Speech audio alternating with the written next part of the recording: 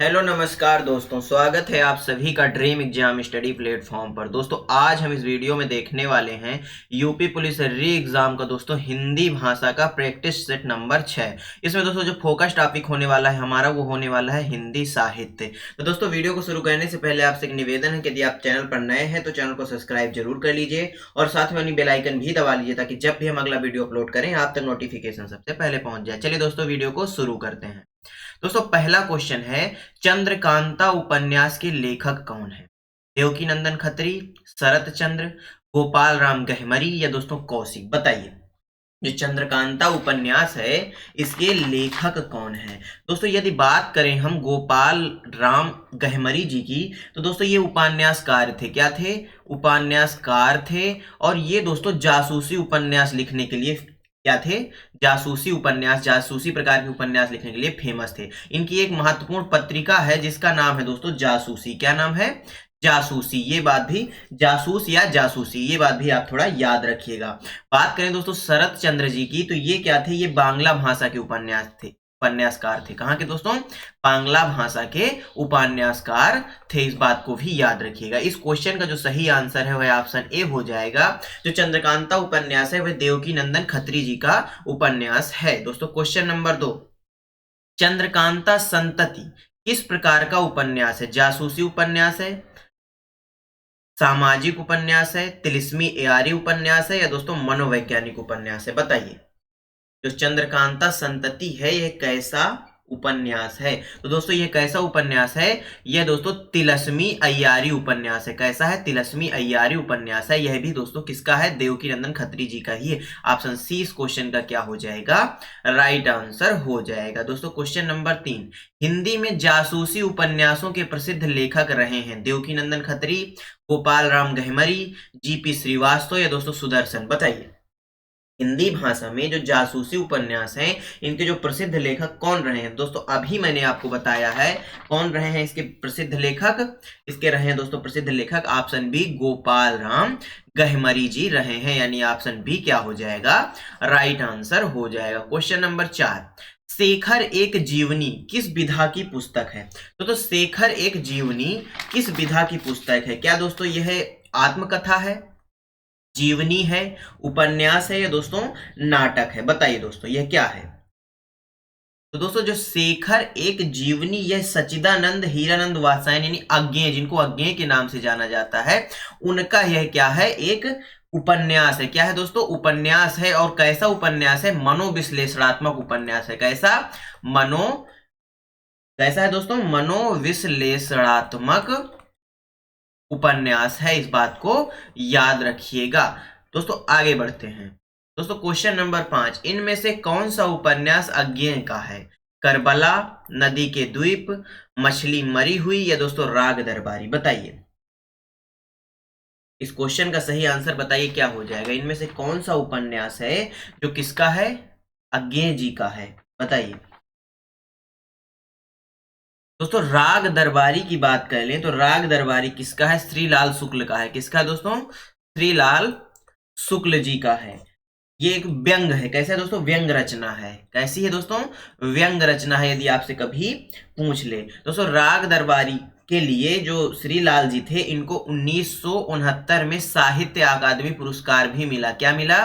साहित्य अकादमी पुरस्कार से भी इनको सम्मानित किया गया। दोस्तों मछली मरी हुई यह दोस्तों किसका है? यह राजकमल चौधरी जी का है। किसका है दोस्तों? राजकमल चौधरी जी का उपन्यास है। क्या है दोस्तों? उपन्यास है। इस बात को याद रखिएगा। और जो इनमें से अज्ञेय जी का कौन सा है आपसे पूछा है इस क्वेश्चन में, तो अज्ञेय जी का है नदी के द्वीप। क्या है दोस्तों? अज्ञेय जी का कौन सा है? नदी के द्वीप। यानी ऑप्शन बी क्या हो जाएगा इस क्वेश्चन का? राइट आंसर हो जाएगा। दोस्तों क्वेश्चन नंबर अगला देखते हैं। अपने अपने अजनबी उपन्यास के लेखक कौन है? निर्मल वर्मा, कमलेश्वर अज्ञेय या राजकमल चौधरी? बताइए, अपने अपने अजनबी जो उपन्यास है इसके लेखक कौन माने जाते हैं? तो दोस्तों अज्ञेय जी माने जाते हैं। अज्ञेय जी का पूरा नाम क्या है दोस्तों? क्या नाम है दोस्तों इसका? सच्चिदानंद हीरानंद वात्स्यायन इनका पूरा नाम है। यह बात भी याद रखिएगा। दोस्तों क्वेश्चन नंबर 7 की ओर बढ़ते हैं। सेवा सदन किसका उपन्यास है? राजेंद्र यादव का, प्रेमचंद्र का, प्रसाद का है दोस्तों, राज्ञ राघव का? बताइए। जो सेवा सदन है यह किसका उपन्यास है? तो दोस्तों जो सेवा सदन है यह मुंशी प्रेमचंद्र जी का उपन्यास है। किसका? मुंशी प्रेमचंद्र जी का उपन्यास है, यानी ऑप्शन बी क्या हो जाएगा इस क्वेश्चन का राइट आंसर हो जाएगा। दोस्तों प्रेमचंद्र जी की कुछ अन्य रचनाएं भी हैं, जैसे हो गया रंगभूमि। क्या हो गया दोस्तों? रंगभूमि हो गया। रंगभूमि हो गया। निर्मला भी इन्हीं की रचना है। और दोस्तों कर्मभूमि भी इन्हीं की रचना है, ये बात भी याद रखिएगा। क्वेश्चन नंबर 8 की ओर बढ़ते हैं। इनमें से कौन सा उपन्यास प्रेमचंद्र जी का नहीं है? नूरजहां, गोदान, गबन या निर्मला? बताइए कौन सा उपन्यास है जो प्रेमचंद्र जी का नहीं है? दोस्तों नहीं पूछा है, याद रखिएगा। गबन है, गोदान है और निर्मला, ये तो मुंशी प्रेमचंद्र जी की है, परंतु नूरजहां नहीं है। ऑप्शन ए राइट आंसर हो जाएगा। Question number 9। पवन शब्द में कौन सी संधि है? गुण संधि, यण संधि, अयादि संधि या वृद्धि संधि? दोस्तों मोस्ट इंपॉर्टेंट क्वेश्चन है, बताइए पवन शब्द में कौन सी संधि हो जाएगी आपके हिसाब से? इस क्वेश्चन का सही आंसर बताइए क्या हो जाएगा। दोस्तों सबसे पहले चलिए बात कर लेते हैं संधि की। दोस्तों संधि शब्द का जो अर्थ होता है वह होता है मेल। क्या होता है? मेल, यानी दो वर्णों के मेल से जो शब्द बनता है उसे क्या कहते हैं? संधि कहा जाता है। जो दोस्तों संधि है यह मुख्य रूप से 3 प्रकार की होती है। कितने प्रकार की होती है? 3 प्रकार की होती है। पहली होती है दोस्तों स्वर संधि। कौन सी होती है? स्वर संधि। दूसरी कौन सी है दोस्तों? व्यंजन संधि। कौन सी है? व्यंजन संधि। और जो तीसरी संधि है वह है विसर्ग संधि। कौन सी है दोस्तों? विसर्ग संधि, याद रखिएगा। अब बात कर लेते हैं स्वर संधि। तो स्वर संधि के दोस्तों 5 भेद बताए गए हैं। कितने भेद बताए गए हैं?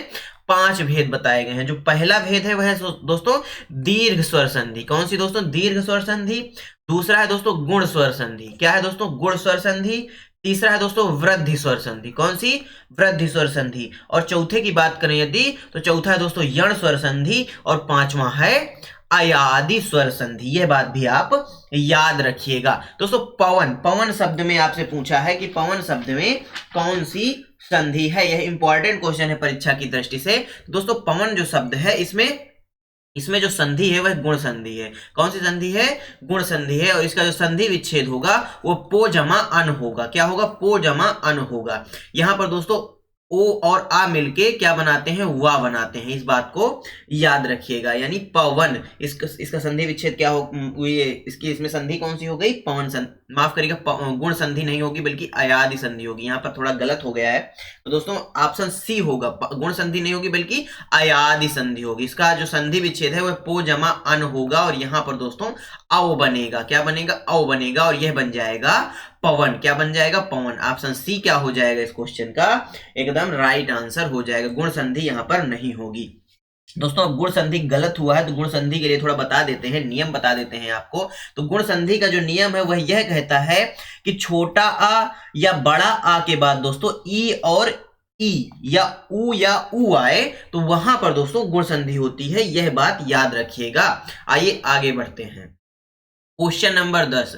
उज्ज्वल में प्रयुक्त संधि है गुण संधि, व्यंजन संधि, विसर्ग संधि या दोस्तों दीर्घ संधि? बताइए दोस्तों इसका संधि विच्छेद क्या हो जाएगा? इसका संधि विच्छेद हो जाएगा उत जमा ज्वल। क्या हो जाएगा? उत जमा ज्वल, यानी उज्ज्वल। यहाँ पर ता का जा हो जाता है, यह बात याद रखिएगा। अर्थात यहाँ पर व्यंजन संधि हो जाएगी। ऑप्शन बी करेक्ट आंसर हो जाएगा। Question number 11।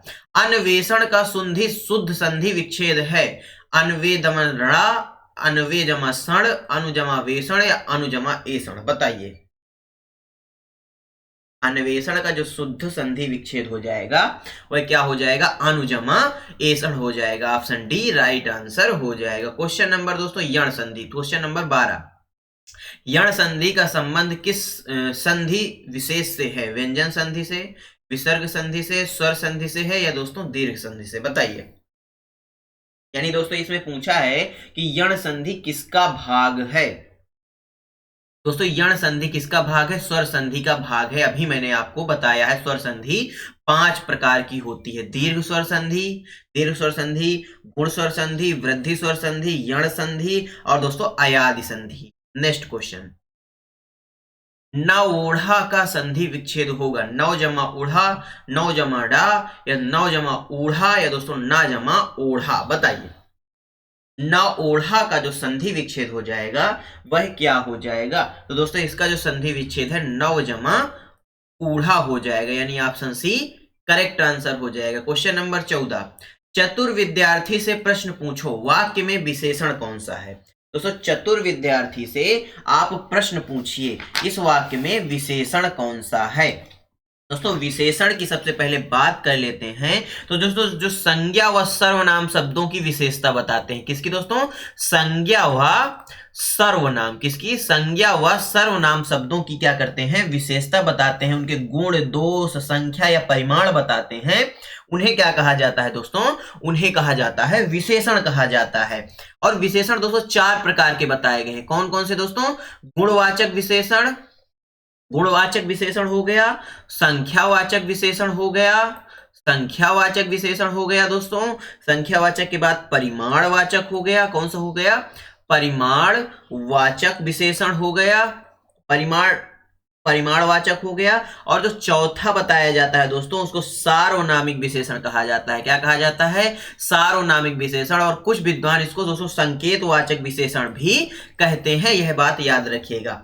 चतुर विद्यार्थी से प्रश्न पूछो, इसमें दोस्तों विशेषण की यदि बात करें तो इसमें जो विशेषण है वह चतुर है, यानी विद्यार्थी की विशेषता क्या है? विद्यार्थी चतुर है, यानी ऑप्शन सी क्या हो जाएगा? करेक्ट आंसर हो जाएगा। क्वेश्चन नंबर 15, वह आदमी जो कल आपके घर आया था बहुत बड़ा ठग है। उपयुक्त वाक्य में कितने विशेषण है? 3 विशेषण है, 2 विशेषण है, 4 विशेषण है या 5 विशेषण है? बताइए। चलिए ढूंढते हैं दोस्तों। बहुत एक विशेषण है, बड़ा भी एक विशेषण है, ठग भी व्यक्ति की ही विशेषता है, और दोस्तों वह एक संकेतवाचक या सार्वनामिक विशेषण है। यानी दोस्तों इसमें कुल 4 विशेषण है। कितने विशेषण है? 4 विशेषण है। ऑप्शन सी राइट आंसर हो जाएगा। क्वेश्चन नंबर 15, दुष्चरित्र व्यक्ति से संबंध नहीं रखना चाहिए। इस वाक्य में प्रयुक्त जो दुष्चरित्र शब्द है व्याकरण की दृष्टि से किस संवर्ग में आता है? संज्ञा है, सर्वनाम है, विशेषण है, या दोस्तों क्रिया विशेषण है? बताइए। जो दोस्तों दुष्चरित्र लिखा गया है यह किस में आएगा? तो दोस्तों दुष्चरित्र यानी व्यक्ति की यह विशेषता है कि व्यक्ति कैसा है? दुष्चरित्र है, यानी यह विशेषण हो जाएगा। ऑप्शन सी क्या हो जाएगा? राइट आंसर हो जाएगा। दोस्तों क्वेश्चन नंबर 17, लाखों लोगों ने इसे महसूस किया। वाक्य में विशेषण कौन सा है? महसूस, लोगों, लाखों या इसे? बताइए। लाखों लोगों ने इसे महसूस किया, इस वाक्य में विशेषण आपसे पूछा है, कौन सा हो जाएगा? तो दोस्तों जो लाखों शब्द है लोगों की संख्या बताई जा रही है, अर्थात यहां पर संख्यावाचक विशेषण है। ऑप्शन सी क्या हो जाएगा? राइट आंसर हो जाएगा। क्वेश्चन नंबर 18, मैं अपने आप वस्त्र साफ कर लेता हूं। इस वाक्य में कौन सा सर्वनाम है? यहां पर दोस्तों सर्वनाम पूछा है। क्या पूछा है? सर्वनाम पूछा है। बताइए इसमें कौन सा सर्वनाम हो जाएगा? आपके हिसाब से इस क्वेश्चन का जो सही आंसर है वह क्या होना चाहिए? बताइए दोस्तों, जल्दी बताइए। दोस्तों सर्वनाम, सर्वनाम की यदि बात कर लें तो प्रयोग की दृष्टि से सर्वनाम के दोस्तों 6 प्रकार बताए गए हैं। कितने प्रकार बताए गए हैं? 6 प्रकार बताए गए हैं। पहला कौन सा है? पुरुषवाचक सर्वनाम। कौन सा दोस्तों? पुरुषवाचक सर्वनाम। दूसरा कौन सा है? निश्चयवाचक सर्वनाम। कौन सा? निश्चयवाचक सर्वनाम। तीसरा है दोस्तों अनिश्चयवाचक। कौन सा? अनिश्चयवाचक सर्वनाम। और चौथे की बात करें दोस्तों प्रश्नवाचक सर्वनाम है। और पांचवें की बात करें तो संबंधवाचक सर्वनाम है। वहीं छठवें की बात करें तो दोस्तों निजवाचक सर्वनाम है। और सर्वनामों की संख्या की बात करें तो 11 होती है, यह बात भी याद रखिएगा। मैं अपने आप वस्त्र साफ कर लूंगा, यानी मैं स्वयं वस्त्र साफ कर लूंगा। क्या इसमें प्रश्नवाचक है, निश्चयवाचक है, निजवाचक है या संबंधवाचक है? यहाँ पर अपने आप की बात हो रही है, यानी स्वयं यानी निज की बात हो रही है, अर्थात निजवाचक सर्वनाम हो जाएगा। क्वेश्चन नंबर 19, वह आप ही चला गया। वाक्य में रेखांकित शब्द में सर्वनाम किस भेद से है? पुरुषवाचक, निजवाचक, निश्चयवाचक या संबंधवाचक? जहां पर भी दोस्तों अपने आप आ जाए या दोस्तों केवल आप आ जाए, यहां पर दोस्तों हमेशा निजवाचक सर्वनाम होता है, यह बात भी याद रखिएगा। क्वेश्चन नंबर 19 का सही आंसर ऑप्शन बी हो जाएगा। दोस्तों क्वेश्चन नंबर 20, हिंदी में कुल कितने सर्वनाम बताए गए हैं? 9, 10, 11 या 12? बताइए। तो दोस्तों हिंदी भाषा में कुल 11 सर्वनाम बताए गए हैं, इस बात को याद रखिएगा। क्वेश्चन नंबर 21, सर्वनाम के कुल कितने भेद हैं? 5, 6, 7 या 8? अभी मैंने बताया दोस्तों 6 भेद होते हैं। कौन कौन से होते हैं? पहला होता है पुरुषवाचक। कौन सा होता है? पुरुषवाचक। पुरुषवाचक के दोस्तों 3 भेद होते हैं, पहला, दूसरा और तीसरा। आइए जान लेते हैं। पहला भेद कौन सा होता है? उत्तम पुरुष। कौन सा होता है? उत्तम पुरुष। दूसरा कौन सा होता है? मध्यम पुरुष। और तीसरा कौन सा होता है? अन्य पुरुष। ये पुरुषवाचक सर्वनाम के भेद होते हैं। दूसरा कौन सा होता है दोस्तों? निश्चयवाचक सर्वनाम। तीसरा कौन सा होता है? अनिश्चयवाचक सर्वनाम। चौथा कौन सा होता है दोस्तों? प्रश्नवाचक सर्वनाम। पांचवा कौन सा होता है दोस्तों? संबंधवाचक सर्वनाम। और अंतिम कौन सा होता है? निजवाचक सर्वनाम। याद रखिएगा। आइए आगे बढ़ते हैं। आपकी सब राह देख रहे हैं, रेखांकित शब्द में कौन सा सर्वनाम है? प्रश्नवाचक, निश्चयवाचक, संबंधवाचक या निजवाचक? बताइए। आपकी सब राह देख रहे हैं, इसमें कौन सा सर्वनाम हो जाएगा? तो दोस्तों इसमें कौन सा सर्वनाम हो जाएगा? निजवाचक सर्वनाम हो जाएगा, यानी ऑप्शन डी क्या हो जाएगा? राइट आंसर हो जाएगा। क्वेश्चन नंबर 23, निम्न में से कौन सा व्यंजन स्पर्श संघर्षी है? इंपॉर्टेंट क्वेश्चन है दोस्तों। स्पर्श तो है, इसके साथ साथ दोस्तों संघर्षी भी है। जा, रा, हा या वाह? बताइए। स्पर्श संघर्षी। दोस्तों यदि स्पर्श व्यंजनों की बात करें तो इनकी संख्या 5 होती है, वो माफ करिए 25 होती है, और ये 5 वर्गों में लिखे जाते हैं। कौन कौन से दोस्तों? का, चा, टा, ता, पा। ये 5 वर्ग होते हैं स्पर्शी व्यंजनों की। इन व्यंजनों की संख्या दोस्तों 25 बताई गई है, आप सभी जानते हैं।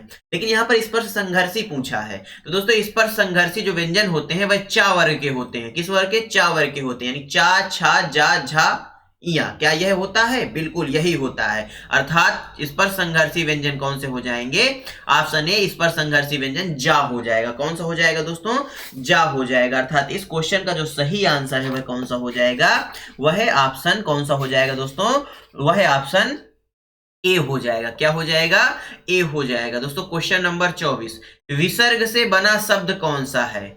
अध, निःस्पृह, द्वित्व या दोस्तों थोड़ा सा? बताइए। बताइए दोस्तों। दोस्तों ऑप्शन बी हो जाएगा। यहां पर आपको विसर्ग दिख ही रहा होगा, ये दोनों बिंदियां क्या कहलाती हैं? विसर्ग कहलाती हैं। नेक्स्ट क्वेश्चन दोस्तों, बताइए दोस्तों। तालव्य व्यंजन है, इसमें से तालव्य व्यंजन कौन से होंगे? धा, टा, डा या ढा, चा, छा, जा, झा, ता, था, दा, था या दोस्तों मा, फा, जा, भा? बताइए। आपसे पूछा है तालव्य व्यंजन कौन से हो जाएंगे। बताइए इस क्वेश्चन का जो सही आंसर है वह क्या हो जाएगा? तालव्य व्यंजन पूछा गया है, तो दोस्तों जो तालव्य व्यंजन हो जाएंगे वह कौन से हो जाएंगे? ऑप्शन बी हो जाएगा। चा, छा, जा और झा क्या कहलाते हैं? तालव्य व्यंजन कहलाते हैं, यानी ऑप्शन बी क्या हो गया? राइट आंसर हो गया। दोस्तों क्वेश्चन नंबर 26, कौन वर्ण घोष नहीं है? रा, ला, ता या डा? बताइए दोस्तों कौन से वर्ण हैं जो घोष व्यंजन नहीं है? यहां पर इंपॉर्टेंट है दोस्तों, ये आपकी परीक्षा की दृष्टि से, घोष व्यंजन कौन से हैं जो नहीं है? घोष और अघोष आपने खूब सुना होगा, तो बताइए घोष व्यंजन कौन से हैं जो नहीं है? इसमें से घोष व्यंजन कौन सा है जो नहीं है? इंपॉर्टेंट क्वेश्चन है दोस्तों, बताइए कौन सा है जो घोष व्यंजन नहीं है? बताइए दोस्तों। घोष, अघोष और घोष आपने पढ़ा होगा, अघोष और सघोष। तो इसमें आपसे अघोष पूछा है, अघोष वर्ण कौन सा है? अघोष में दोस्तों कौन कौन से वर्ण आते हैं? तो अघोष में दोस्तों का, चा, टा, ता, पा ये वर्ण आते हैं। और यदि क्या कहते हैं दोस्तों, और खा, झा, ठा, था भी आते हैं, ये बात भी याद रखिएगा। परंतु इसमें आपका काम हो जाएगा कि इसमें से कौन सा है जो अघोष वर्ण है, वह ऑप्शन सी हो जाएगा। जो ता है जो अघोष वर्ण, घोष वर्ण नहीं है, यानी ये अघोष है। क्या है दोस्तों? अघोष है, यह बात याद रखिएगा। आइए आगे बढ़ते हैं। किसी पद उपवाक्य आदि की विशेषता दिखाने के लिए शब्द के नीचे एक रेखा खींचते हैं, उसे क्या कहा जाता है? प्रश्नवाचक, अधोरेखा, कोष्टक रेखा या तिर्यक रेखा? दोस्तों किसी पद या उपवाक्य आदि की विशेषता दिखाने के लिए, दोस्तों अभी मैंने पीछे एक क्वेश्चन कराया था, वहां पर आपके नीचे आपने एक रेखा देखी होगी, इसको क्या कहा जाता है, यह पूछा गया है। दोस्तों इसको अधोरेखा कहा जाता है। क्या कहा जाता है, अधोरेखा कहा जाता है। याद रखिएगा, ऑप्शन बी राइट आंसर हो जाएगा। दोस्तों क्वेश्चन नंबर 28।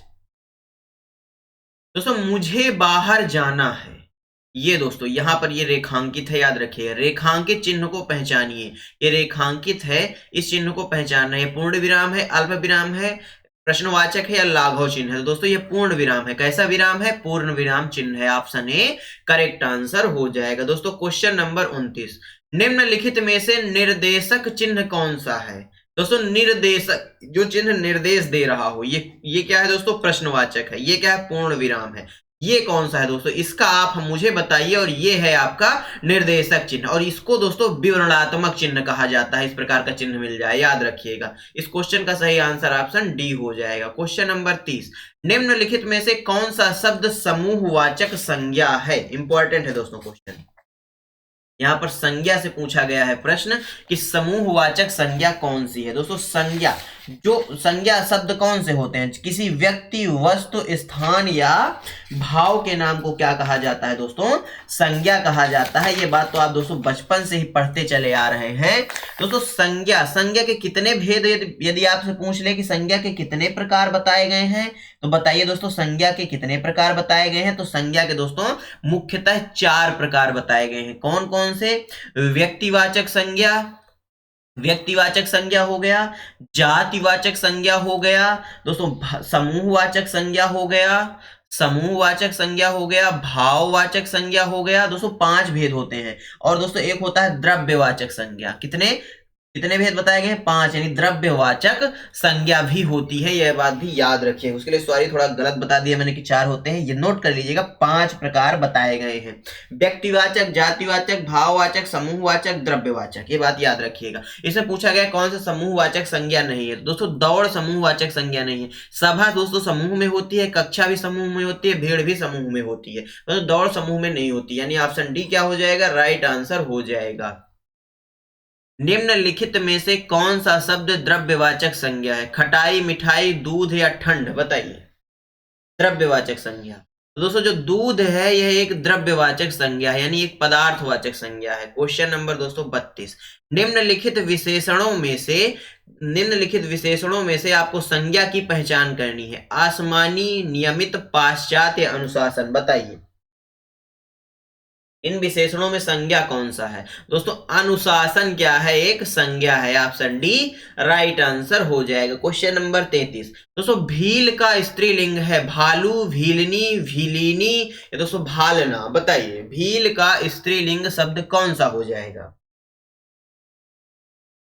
दोस्तों इसका स्त्रीलिंग हो जाएगा भीलनी। क्या हो जाएगा, भीलनी हो जाएगा। ऑप्शन बी करेक्ट आंसर हो जाएगा। क्वेश्चन नंबर 34, स्त्रीलिंग शब्द है सलाद, सनक, सारस या सलाम, बताइए। स्त्रीलिंग शब्द कौन सा है। दोस्तों सनक जो है यह एक स्त्रीलिंग शब्द है। ऑप्शन बी करेक्ट आंसर हो जाएगा। क्वेश्चन नंबर 35, पुल्लिंग वाचक शब्द को छांटना है। कैमरा, पायल, प्लेट या तलवार।